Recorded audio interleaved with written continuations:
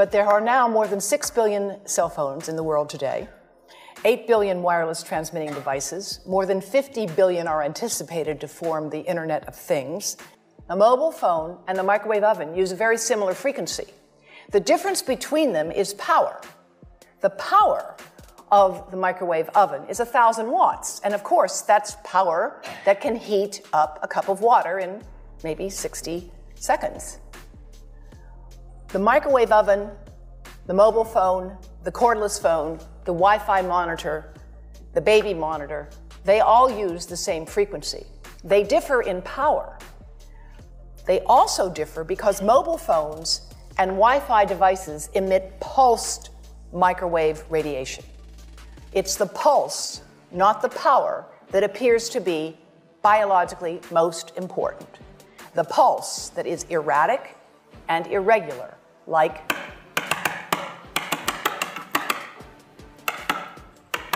for thousands of minutes a month, for dozens of hours a week, over a lifetime, that irregular pulsed signal may be much more biologically important. And in fact, the continuous wave signals have a lot of therapeutic effects as are being applied in medicine today.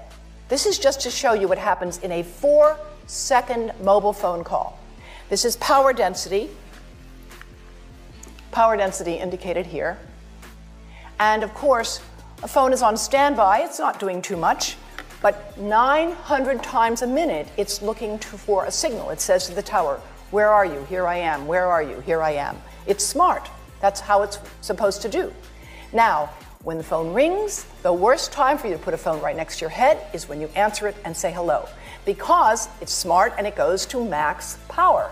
They're programmed to do that. Max power.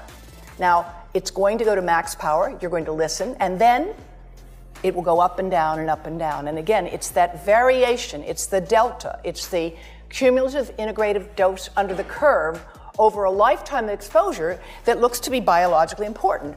Now, exposure is a kind of funny thing. There's a rather widely distributed paper by Ken Foster and C.K. Cho that said that the exposure of an adult and the exposure of a child is identical. Here, showing you that a smaller adult head here, you see the amount of exposure is quite similar, but because the head is smaller, it will absorb proportionally more. This is a modeled microwave radiation dose of a 6-year-old with greater levels to the frontal and temporal lobes, eyes and cheek. And watch this here.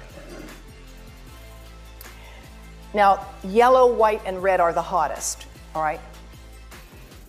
And if you look carefully, you will see it's going into the eye, the nose, and partly into the brainstem. The next slide is going to show you something that might be of interest to students and faculty here. And that has to do with exposure to the reproductive organs. We call them the gonads, I think you say the testicles, and bone marrow. And look here at the radiation as it gets into the groin area. Based on this work and other studies that have been done around the world, the United States magazine Consumer Reports recently recommended that nobody keep a phone in their pocket. Nobody. And in fact, if phones were tested in pockets, they would exceed the as-tested exposure guidelines, which is why Telstra has recently issued that advice. And that's why we've developed the Baby Safe project with colleagues at Yale to advise pregnant women to protect their abdomens from mobile phone radiation, as well as from iPads, which I should add, iPads and other devices are called tablets because they belong on tables.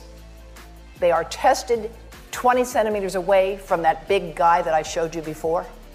20 centimeters away. They are not approved to be held in the laps of little children, although millions of kids are having them now in schools because the people involved in educational technology and those involved in public health research are not talking to one another. Because if they were, they would understand that you're giving children a two-way microwave radiating device, and if you must give them such a device for learning purposes, put it on airplane mode so that it's not sending and receiving signals as it does otherwise.